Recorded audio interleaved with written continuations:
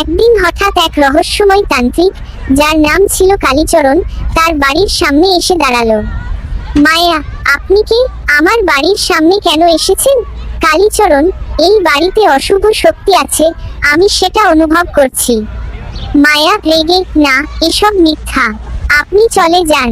কিন্তু কালীচরণ ঘরের ভিতরে ঢুকে চারপাশ দেখতে লাগলো। কালীচরণ, তুমি কিছু লুকাচ্ছ, এই বাড়িতে কিছু অস্বাভাবিক হচ্ছে। মায়া ভয় পেয়ে, হ্যাঁ, আমি রাতে অদ্ভুত শব্দ শুনি, খুব ভয় লাগে। কালীচরণ, ভয় পেও না, আমি সব ঠিক করে দেব। ঠিক তখনই গ্রামের পুলিশ রাহুল সেখানে এসে পড়ল। রাহুল, এখানে কি হচ্ছে? মায়া, এই লোকটা বলছে আমার বাড়িতে অশুভ শক্তি আছে। রাহুল কঠিন গলায়, কেউ ভয় দেখালে ব্যবস্থা নেওয়া হবে। তারপর রাহুল চারপাশ ভালো করে দেখলো। রাহুল, এগুলো সব বাতাসে দরজা জানালার শব্দ, কোনো অশুভ কিছু নয়।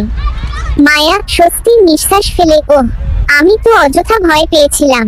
কালীচরণ চুপচাপ সেখান থেকে চলে গেল।